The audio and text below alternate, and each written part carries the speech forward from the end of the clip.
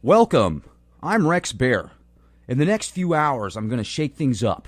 I'm going to ask the questions that need asking. I'm going to change your perception about the world around you and blow your mind wide open. I'm going to take you places that will expand your reality. This is Disclosure Radio. Tonight's guest is Simon Parkes, a British councilman who has been a contactee of several extraterrestrial races for over 40 years. Currently spending countless hours uncovering what many might call the alien agenda. Be prepared for a paradigm-shattering discussion about our friends and foes traveling time and space. Mr. Parkes, are you there, sir? I am. Hello there. Hello. Really appreciate you making it with us today. That's fine. I've had the opportunity to watch your work. I was on YouTube today watching one of your presentations that you put together about some of your experiences, and I was wondering if you wouldn't mind discussing with us a little bit about yourself first, and then we could get into some of the topics. That's fine.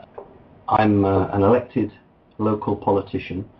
I know that's probably a bit confusing for the American listeners. If you can imagine, every city in America has councilmen or councilwomen, and so it's the same in Britain. So I'm an elected councillor for the town that I live in.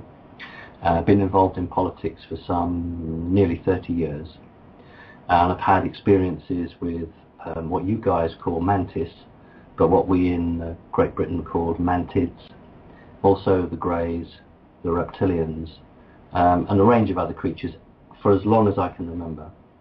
My mother worked for British intelligence, and we call that MI5, but in actual fact she worked for the NSA. So she was managed by MI5 but reported to the National Security Agency. My grandfather worked for British intelligence but a different arm called MI6.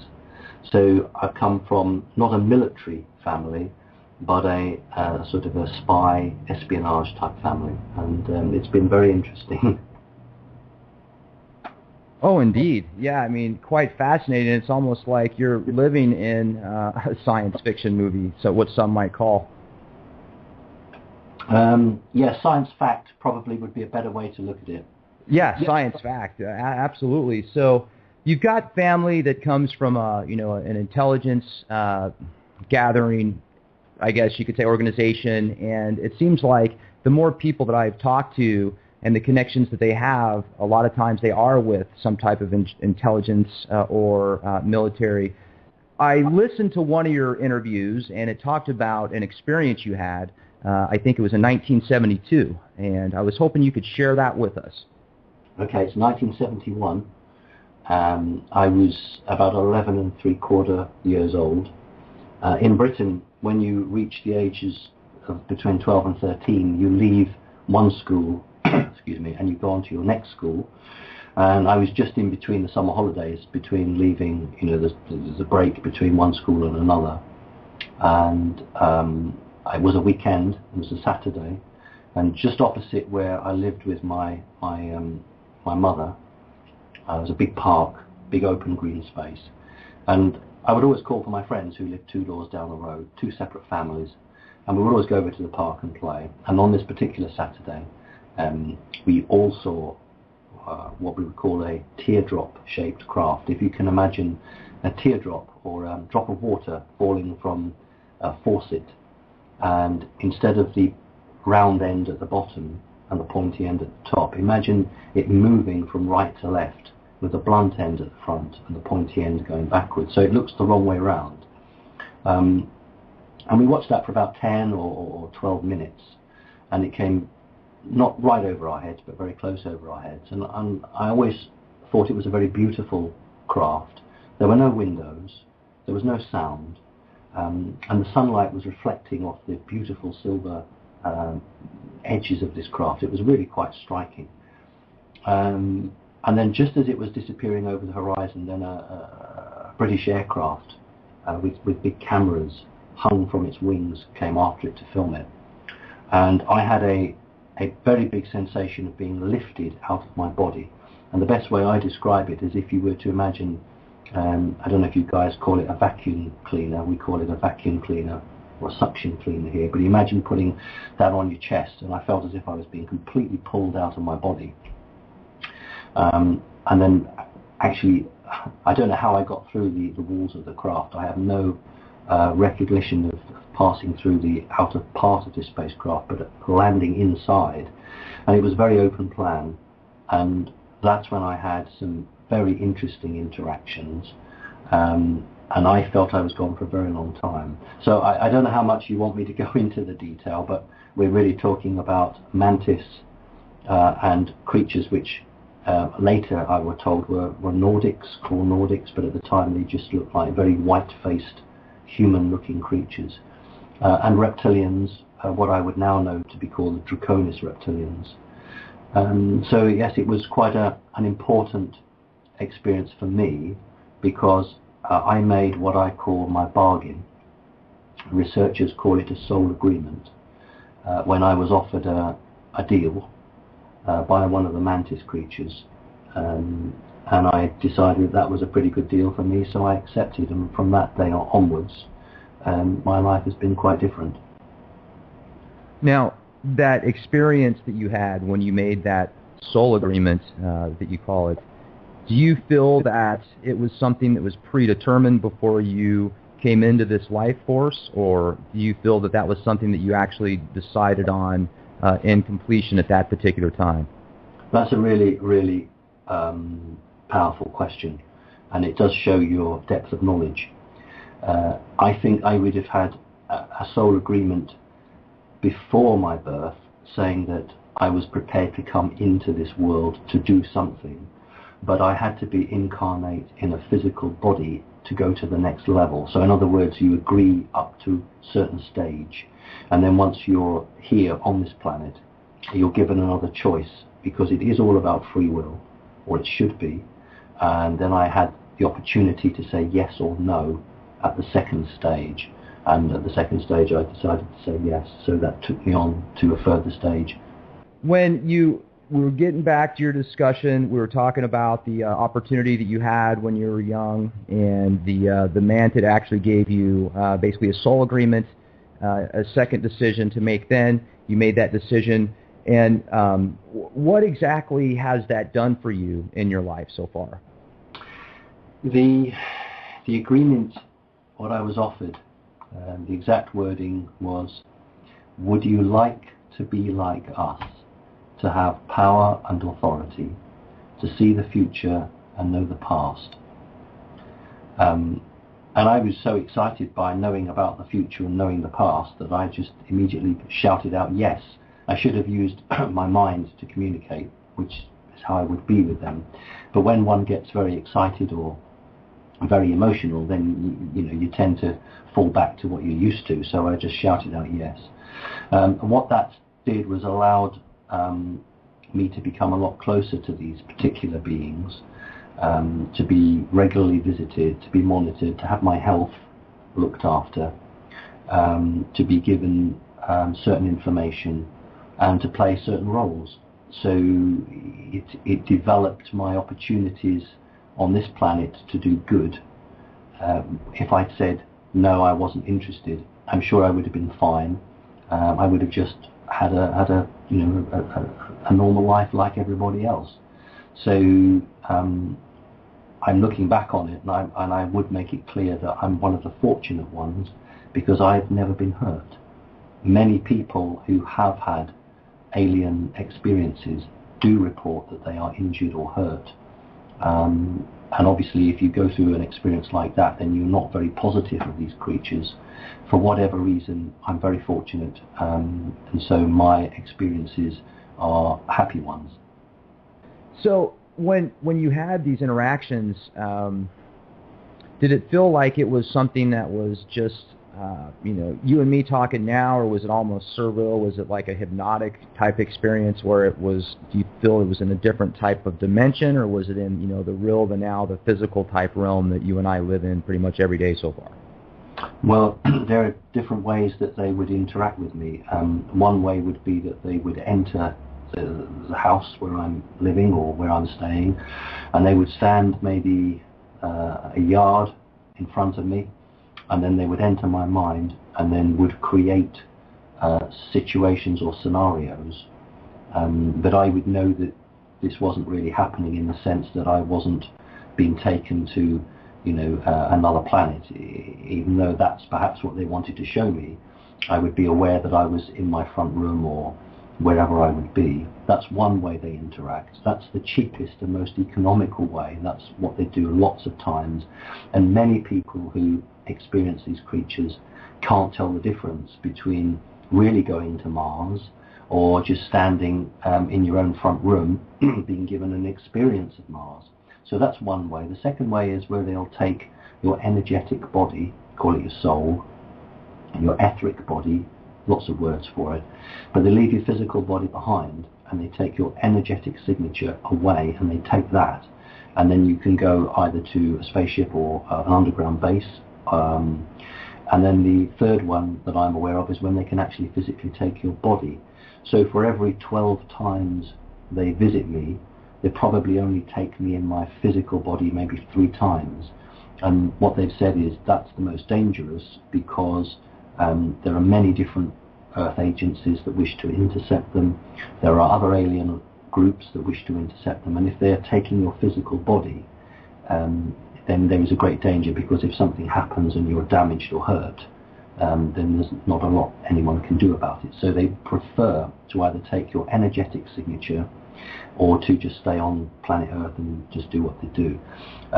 My memories that I have don't come back as dreams. Most people are traumatized, and or the information is such that it has to be released over a period of time through dream state. My memories all come back during the day, during the waking day, as very inconvenient sometimes, because if you're doing something and you think, well, I've remembered this bit and I can't remember this last bit, and suddenly a last bit that happened maybe an hour ago or a day ago comes back to you, I have to grab a pen and paper and quickly make notes, because within 2 or 3 hours I will forget that. So I hope that sort of answers that question a bit. Yes, absolutely. And another question that comes to mind is, when you had some experiences in the past, has anybody ever seen it? Yes. The best one would be when I did a television documentary for one of the British TV stations, and they were quite disbelieving. And I said, well, I've actually been taken while driving a motor car, and I had a passenger with me, and I actually furnished the TV company with the name and address and details of the passenger that was with me, and they decided they wouldn't follow that person up. I guess because they didn't want somebody to corroborate my story. Wow. But I have had somebody actually in the car with me. This is a person who's presently an employee of one of the Rothschilds. He was visiting me for some conversations, and we were both taken. And we had the classic missing time, and in fact it was this person who identified the missing time. I'm so used to this, I don't detect it anymore necessarily. So we were driving to where we were staying, and this person said, we can't be home already, can we? And I said, oh yeah. And the person said to me, well, this is ridiculous, we've only been on the road like 10 minutes, and it's a half an hour journey. And of course I just said, look, it always seems quicker on the way back. We've been out and we're coming back, it always seems faster.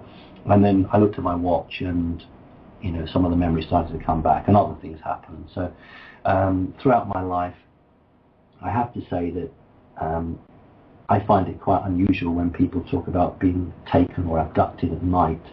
Most of the contact experiences I have are during the daytime. They don't just wait for nighttime with me. They come during the day. So it's a full-on experience and one I'm very used to now.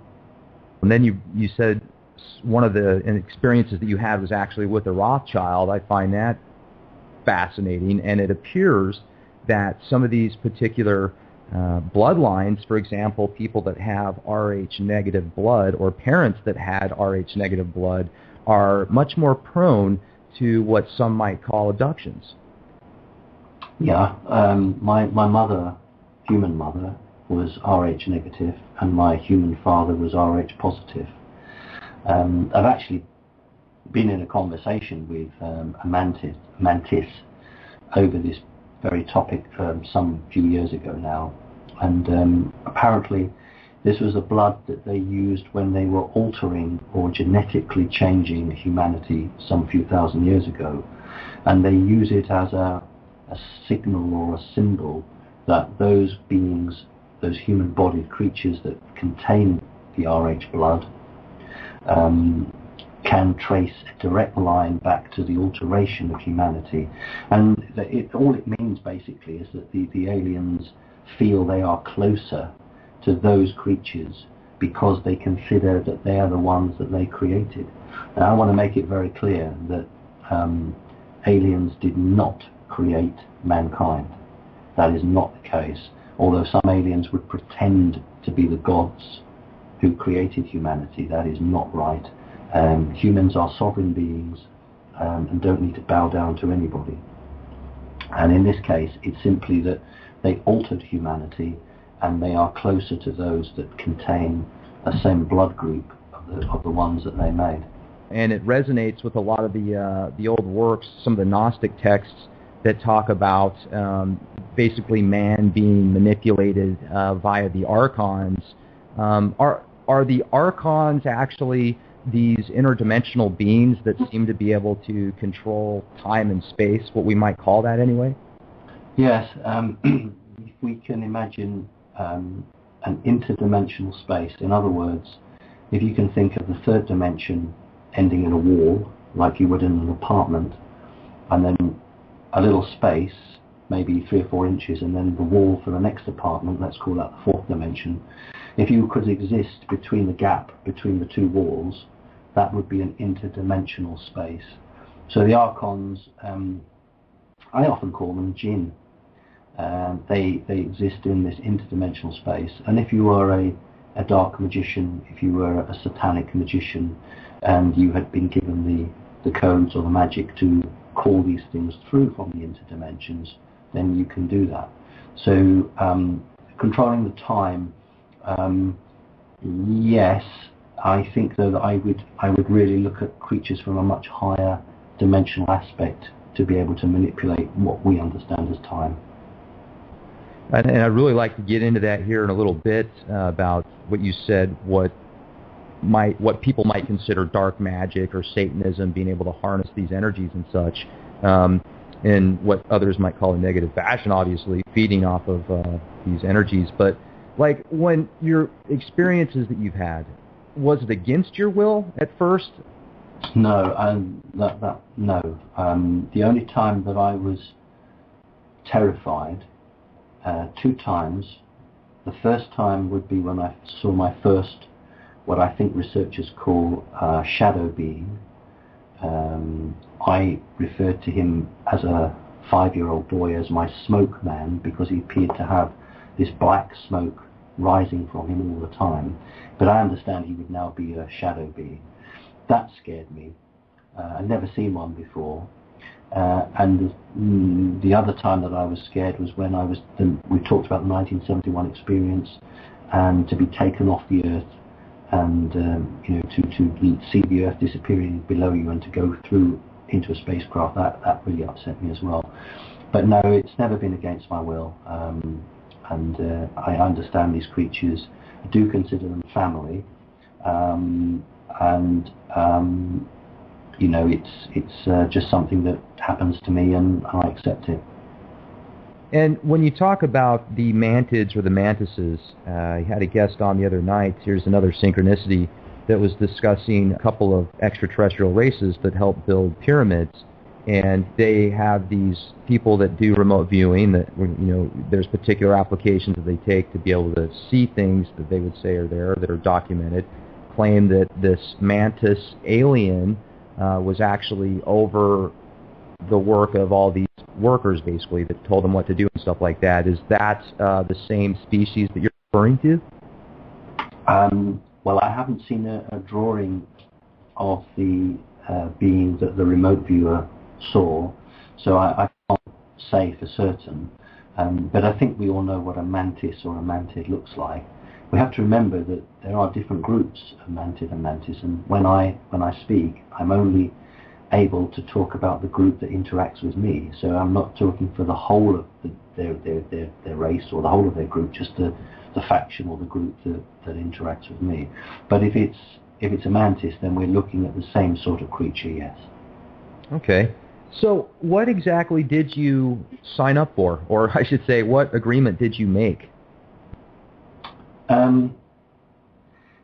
I gave them the permission to take my soul from my body, place it in one of their bodies, and then for them to place one of their souls in my body. So, if you wanted to look at it in a sort of a flippant way, you could look at it as a college exchange, so that two different races could experience what it's like to be in somebody else's body, to coexist in their world. However, you can't stay in somebody else's body for a very long period of time. So that was one aspect to it. The other aspect of it was allowing one of these mantis to energetically attach to me, so that whenever I moved from the fourth to the third dimension or back again, this creature would be able to travel with me. It also meant that I was able to have certain protections from them, so that if my own government decided to get a little bit difficult with me, they would be told to back off. And I was given what you might refer to as gifts in order to assist people in terms of healing, which I use. And incidentally, I don't charge people. I know lots of people find that very hard to believe, but I have people that come from all over the world to consult me. And if they can't afford to fly here to see me, then I do it by Skype. It takes a lot longer by Skype, but I can help them, and I don't take payment at all. I usually get a present. I'm quite like chocolate, sweets, stuff like that. But I don't believe you should charge for making people better. I think that's a fundamental rule. And the sort of things I'll do, if somebody has a number of alternate personalities, perhaps when they were young they went through a lot of trauma, they were maybe tortured, maybe they have a demonic possession, a jinn possession, then I have the ability to remove those dark entities from them, to reabsorb their alters back into their personality. And basically, I can't make them 100% better, you never can, but I can get them nearly there, so they can hold down a job, they can have a relationship if that's what they want, and they can just get on with their lives. So people come from all over the world, and I do what I can for them.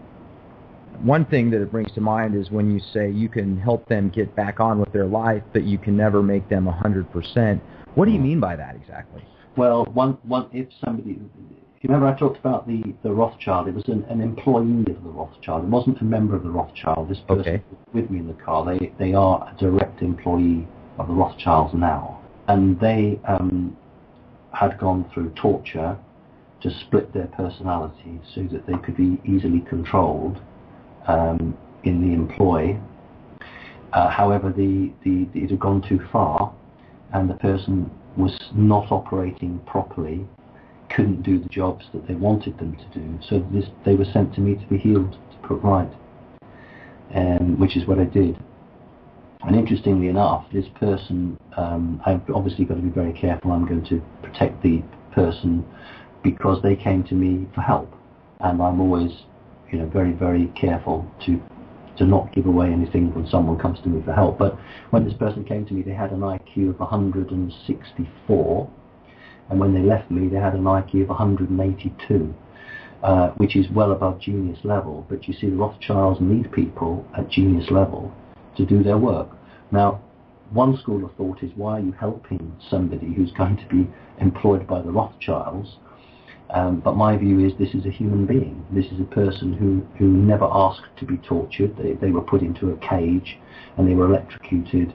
They saw other children murdered in front of them, and that split their personalities. And nobody has the right to do that. And so when I'm faced with that, I'm not going to turn my back on a person. I'll help them.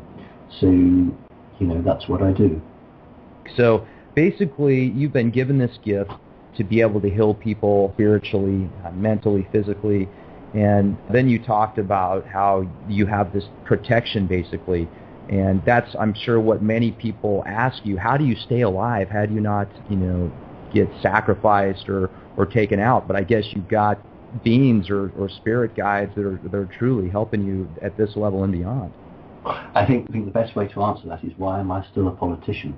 Yeah, how do you do it? I mean, really, you're in the belly of the beast, and you're one of the good guys. I'm always very clear, actually, that as long as I'm doing more good than harm, then I'll stay doing it. If the day ever comes that my good is being outweighed by bad, then I'll give it up. So that's the ground rule that I have.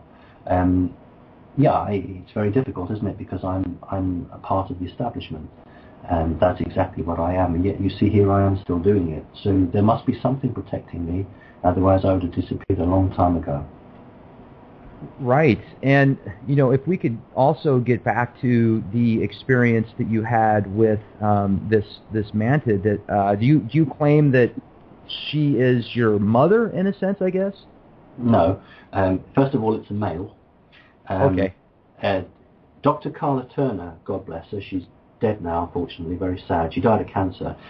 She compiled a list of children, American children, who had experience with mantis. And she showed that when the mantis appeared to children, it pretended to be either an auntie or a grandmother or a mother, because with human children, the mother figure is always the figure that protects. So the mantis would turn up and try and pass itself off as a member of the female family. Now, in most cases, the children saw through it. And Dr. Carla Turner was able to show that in most cases, the children just didn't buy it. In my case, for whatever reason, I bought it. And I accepted this creature as mother. Now, when I was a 8-9-month-old baby, the first word I ever said was daddy. It wasn't mummy.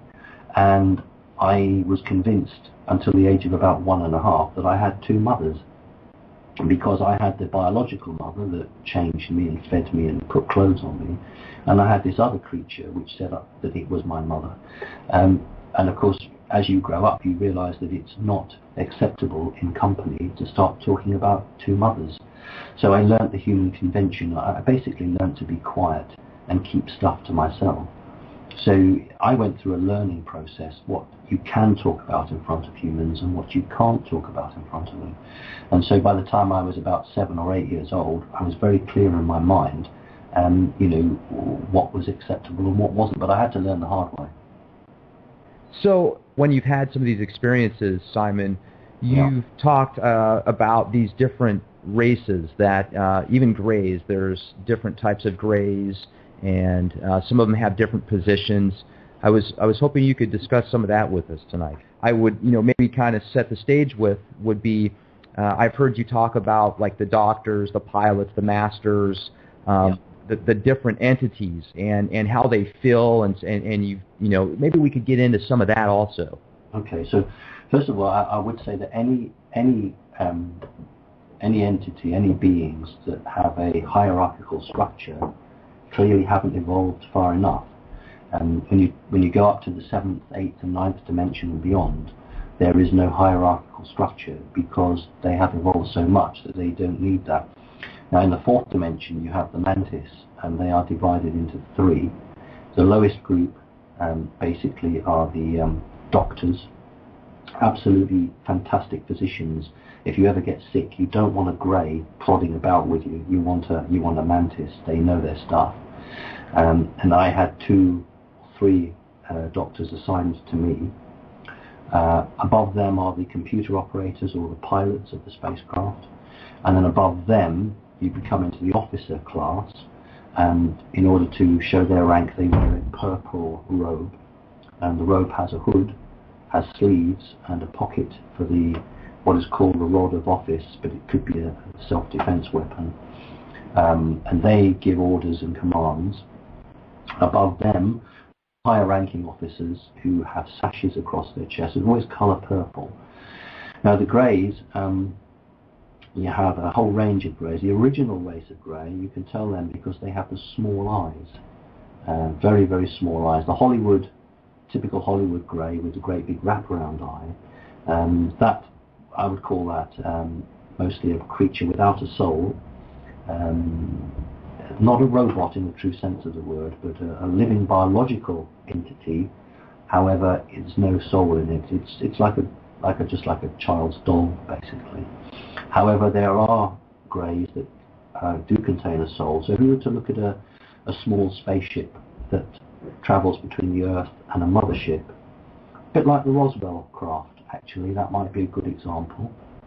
And you might have something between 5 and 7 alien entities on board one of these small transport craft.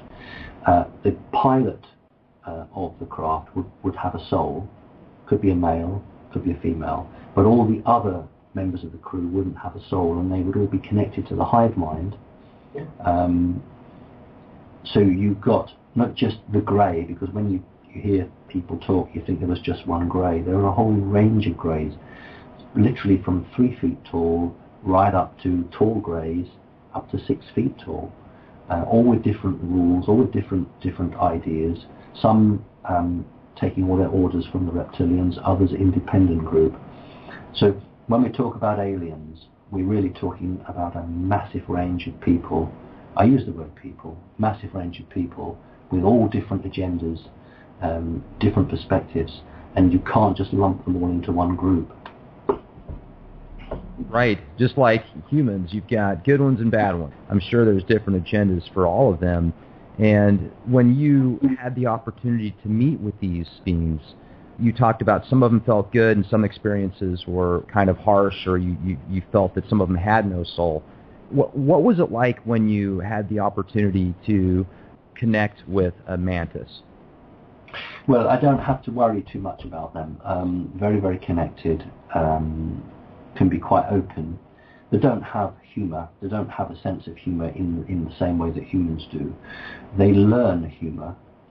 They mimic humans, because in order to try to put humans at their ease, then an alien who is attempting to extend the hand of friendship will try and do things that mean something to the human.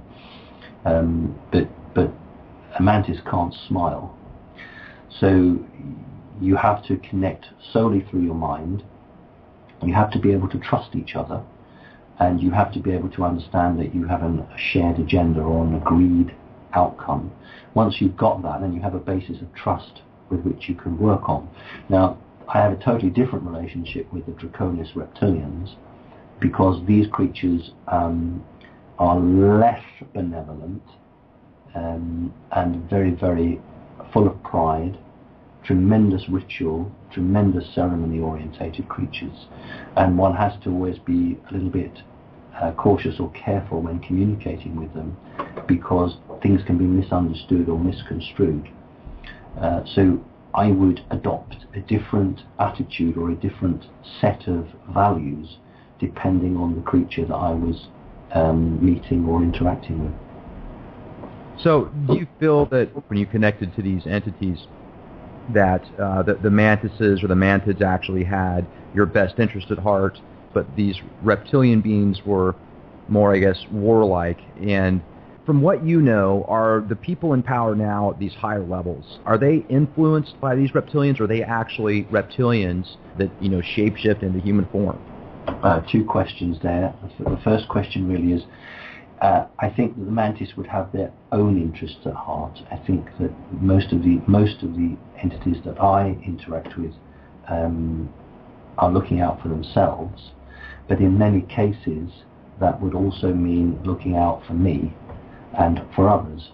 The second part of your question, the alien group advising President Obama and the Pentagon and the White House at the moment is a completely different alien group who are currently advising President Putin of Russia. So you have different countries who are receiving different sorts of assistance and different help and have different values. And that's one of the reasons we have so many problems in Ukraine at the moment. And if you look at the Chinese government, they are playing a double game. They are opening out connections with two different sorts of alien groups. If you look at Japan interacting with the same alien groups that advise America, but then Japan tried to go its own way and sadly had a terrible earthquake. So one has to understand that there's a massive power play right across the planet with the two main or three main players, that's America, China and Russia, vying for technological superiority and just trying to stay one step ahead in an extraterrestrial race. So you talk about the shape-shifting aliens. This is where it gets very, very tricky for people to try to understand.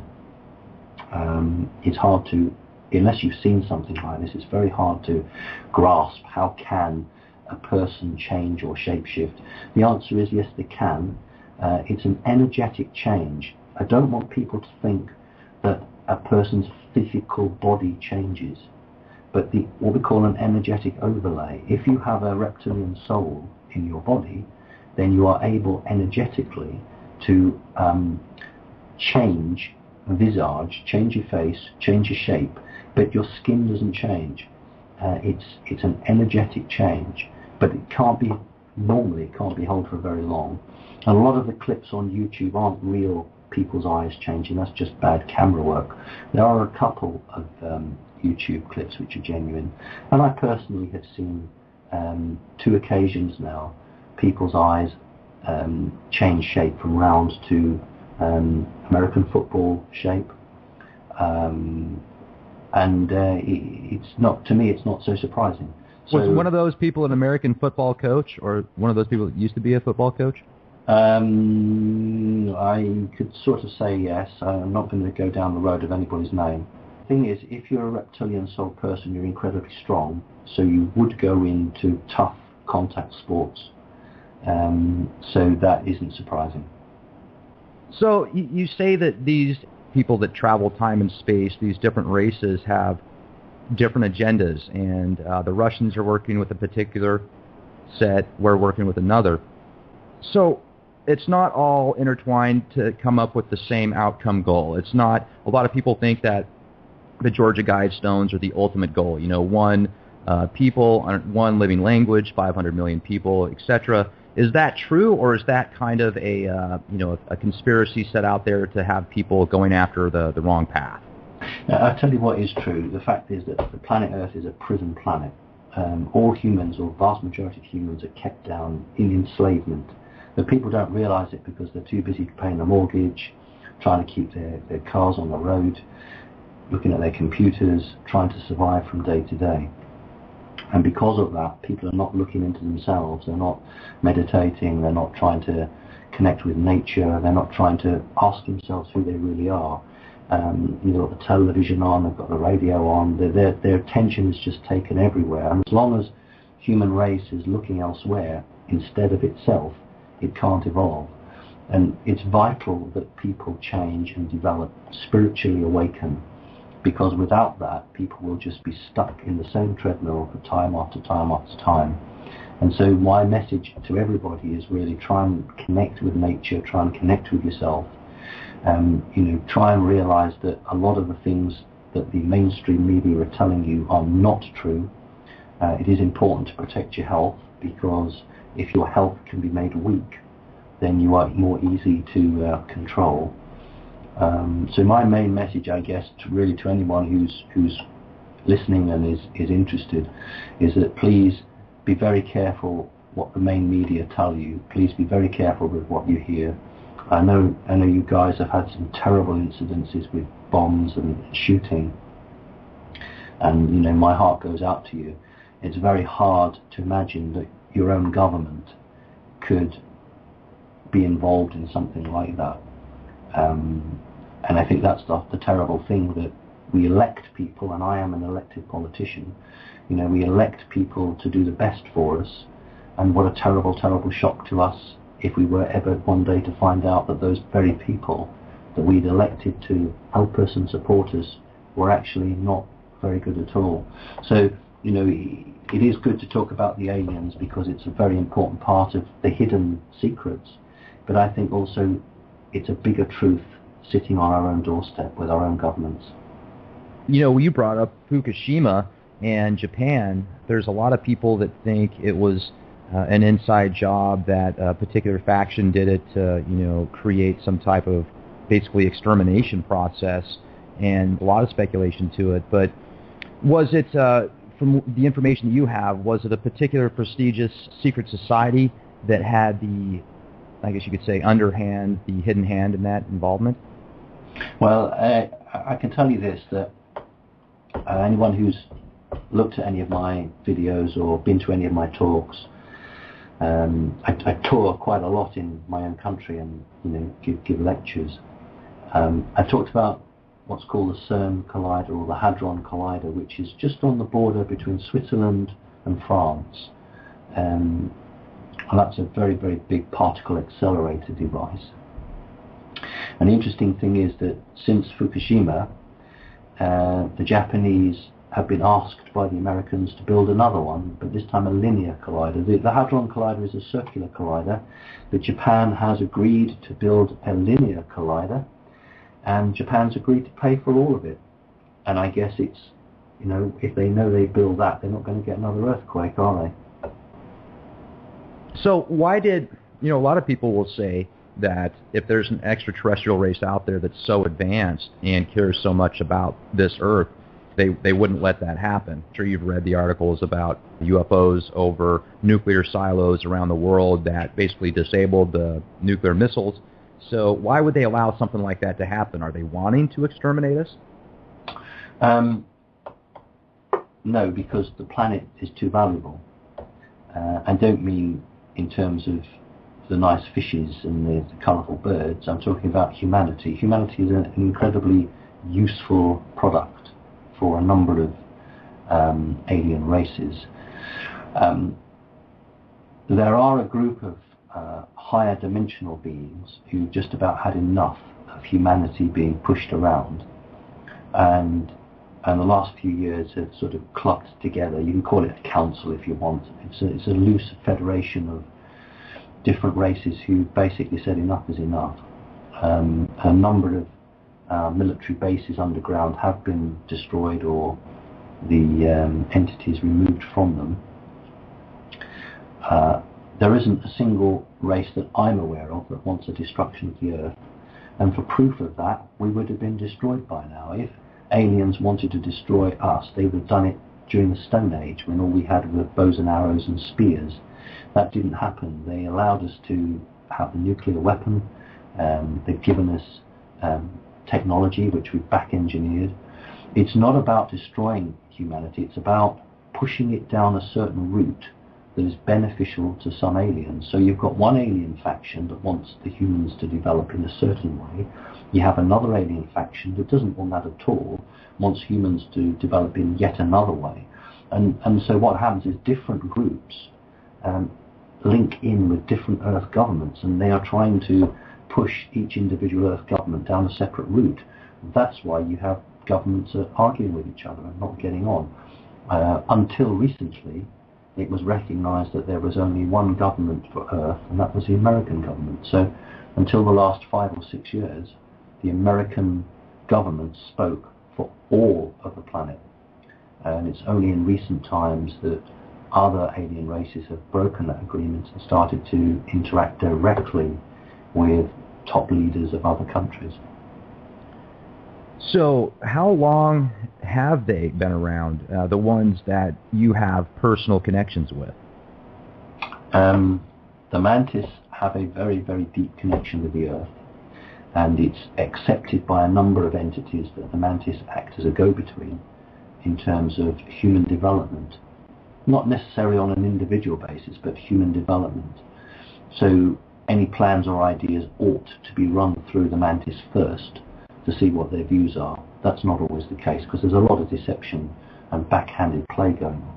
But nevertheless, that was the rule that was originally made.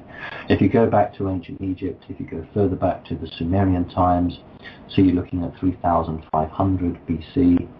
If you go right back to the days of Jericho, 8,000 years BC, you go to the Ice Age and past the Ice Age to what people would call Atlantis. These entities have been here a very long time. You have to remember that some of these creatures can live for 2,000 years. So a normal man or woman living on the planet Earth for 100 years, which seems a long time to us, is just a blink of an eye to these guys. So that's why they follow bloodlines. They'll follow your family for 7, 8, 9, 10 generations. It means nothing to them to see 500 or 600 years go by. And they can see development and change. And of course they have the knowledge and they retain the knowledge. It's not like a zoo. I don't want people to think of it as a zoo with these creatures looking in, but in many cases it's more of a sort of a theme park. That might be a better way to put it. And then different ideas are tried out in different places. For instance, there's a misconception that only white people are connected to the alien race.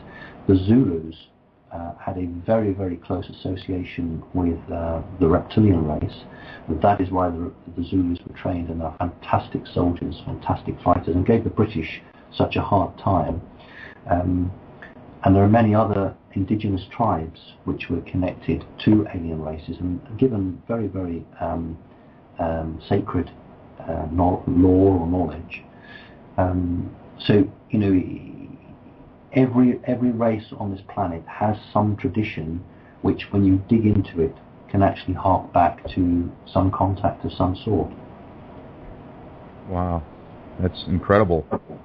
And these experiences that you've had in spaceships, can you get into some of the details on what they actually look like, what the experience is like when you're actually on the craft?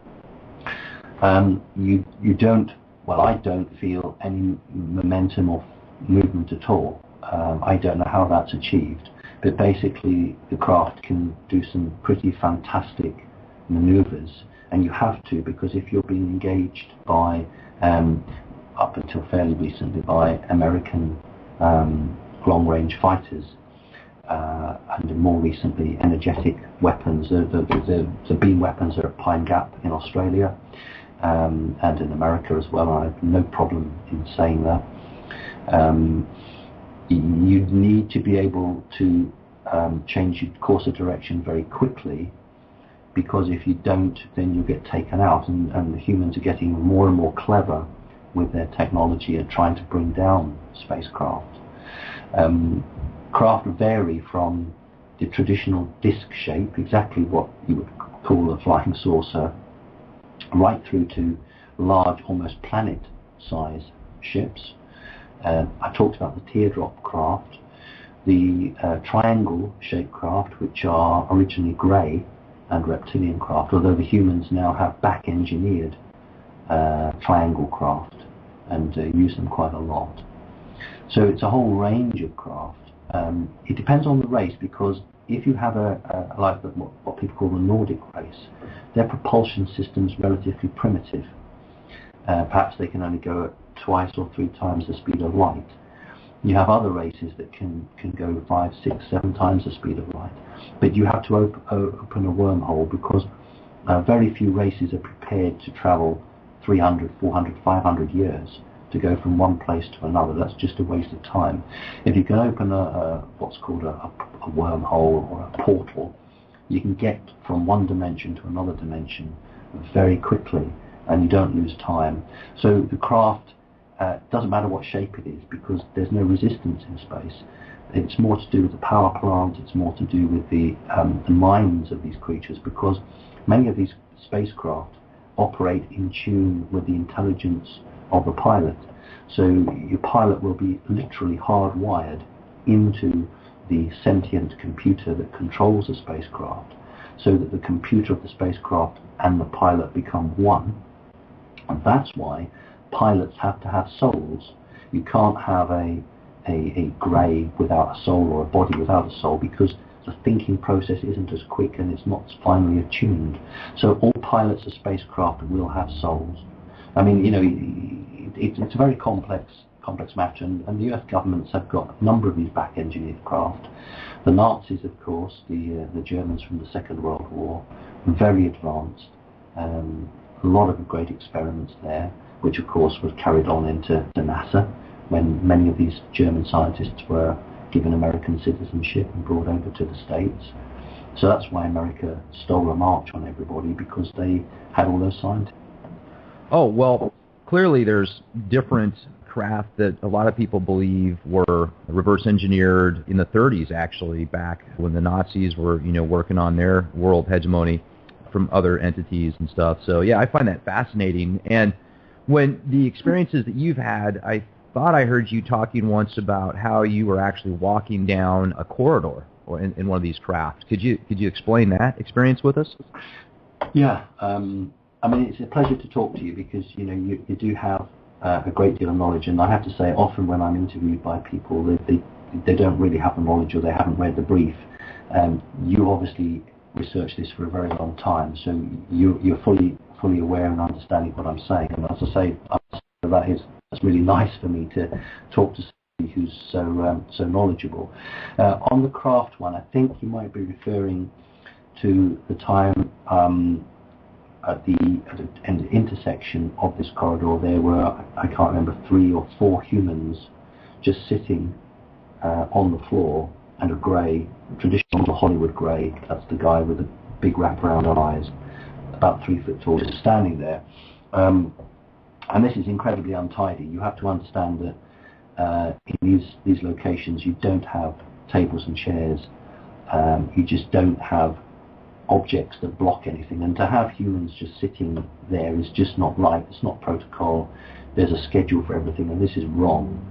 And also can cause upset and trauma to the humans. And you know, every moment that they're not in a program, then they may come to, they may get their wits about them, and then they might sort of hurt themselves or get lost. So I said to the grey, you know, what are these humans doing here? And the grey was very robotic and said, well, they're sitting down, which isn't very helpful. And I said, well, why are the humans sitting down? And the reply was, well, because they have sat down. At which point I lost my temper and said, you know, you deliberately blocking my questions. You know, and if you don't, trying to remember exactly the terminology, but if you don't do what I ask of you, your life will be terminated. At which point the creature became far more helpful. And what it transpired was that the grey was supposed to be taking these humans from one location to another location, and then just decided that he wouldn't, and he just got them sitting down. And what people don't appreciate, unless they have very deep knowledge of the subject, is that many of the greys are enslaved by the reptile race, and they resent it quite naturally, and they're sort of trapped in this energetic circle they can't get out. And so what they'll do is they'll sabotage the program. Many cases, people who are abducted get put back in the wrong house, or perhaps with their clothes on back to front, or maybe with no clothes on at all, or dumped miles from where they live. That's not a mistake. Those are greys deliberately sabotaging the program, and the way they do it is in this way. And this is what this guy was doing with these 5 humans. And then I just called two doctors and said, you know, take these humans to a place of safety. So I guess that's the one you're referring to. Have you seen some things that can't be described in modern terms that I guess you might see on, like the stuff you see on Star Trek, for example, the holodeck, stuff like that? Have you seen anything like that? I've never seen well, Gene Roddenberry, of course, who created the original Star Trek, a fantastic character, and it's not widely known that he was on a domestic flight in the States one day, and he saw an alien spacecraft out the porthole of the aeroplane, and that's what got him into it. And then he went and contacted a number of people and joined societies and clubs, and ever since then, you know, the security services passed him information. You know, this is a good idea. Why don't you run with that? And many of the first-class directors of science fiction films now have very close links with the NSA, and ideas are come backwards and forwards. In terms of technology, I haven't seen a holodeck, but I have seen what looks like a television screen, but in actual fact is able to project holographic images that are so real out of the screen. In other words, if I'm standing 7 foot back from one of their screens, they could project an object. It could be a person, it could be anything you want, out of the screen. It would stand on the floor, it would have a complete 3D body around it, and it could talk. Absolutely astounding technology. In terms of the weapons, yes, the weapons are hugely advanced. The power plants, again, though the power plants are understood, my mother worked, and I said to you earlier that my mother worked for British intelligence, and her job was to transcribe documents that related to crashed UFO craft that had come down all over the globe, and many of the documents that she transcribed related to the power plant. And the Earth scientists couldn't understand how such a small nuclear reactor, the nuclear reactors in the spacecraft were so small. They didn't understand how such a tiny reactor could produce so much power. And so I think over the 1950s, the 60s and the 70s, great leaps and strides were made on Earth in regards to technology. And then when Ronald Reagan finally kicked off the Star Wars program, you began to see the fruition of 20-odd years of back engineering and hard work to be able to put this into practice. So the technology is there, and I think that in many ways the humans have caught up, and they closed the gap to within a few hundred years of some of the races, but in other races they're a few thousand years behind. But in the last 50 years, the human race has closed the technology. This is the elite government, it's not everybody. I mean, you know, I don't know what you guys used to dry clothes with. We call it a tumble dryer in Great Britain. I don't know what you call it in the States. My God, mine broke down the other day, and I took the back off it. You know, it could have been made in 1910. It's like a rubber band going round a drum, and a little motor. And, you know, here we have the most exotic technology, and yet the ordinary consumer is being given rubbish. You know, we get all excited when the latest mobile phone comes out. You know what? They've had that for 20 years in the military. So I do think that it is about time that the ordinary human race got the benefit of a lot of these technologies which are being kept secret. I think it would help ordinary people quite a lot. And when you saw some of these weapons, did they ever actually show you how they work? Like, did they ever do a demo in front of you or anything? Well, I've seen an American. I have to be very careful what I say. I've seen an American craft taken out that was engaging a UFO, and that was a sound weapon which basically shook the airplane to pieces. However, by altering the frequency, it gave enough time for the crew members to eject. So it could have just destroyed it and killed the crew instantly, but it didn't. What they'll do often is they'll fire a sound weapon, which means the aeroplane starts to disintegrate, and that gives enough time to eject. And this would have been what I think you Americans call a Tomcat, an F-14. That was some years ago. So yes, I've seen these weapons in action. But then the humans have got some pretty nifty stuff as well, you know. So did you ever actually see any like handheld type weapons? Not for aliens. Aliens don't need handheld weapons when dealing with humans. I'm afraid humans' brains are not very developed. That's why any genuine person who says they've seen an alien generally will not see weapons because they don't need them. Now the Greys have a rod which is about 6 inches long. The Mantis have a rod which is about 18 inches long. Some of the taller Greys have rods of 18 inches long. And these rods actually can be used as a weapon, but they're really there to control humans without killing them or hurting them.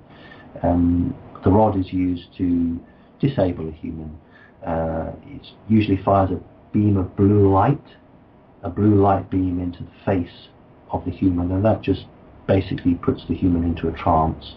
The governments of the world know this. That's why police cars have blue lights and ambulances have blue lights.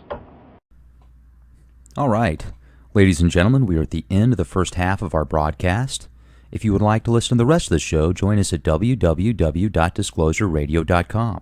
If you sign up and become a member for only $4.99 a month, you will have access to all the latest shows first, in CD quality format, commercial-free, as well as a wide variety of other topics and broadcasts that you will not have access to anywhere else. Thank you, ladies and gentlemen, for joining us tonight. This is Rex Bear with Disclosure Radio. Be safe and have a fantastic evening.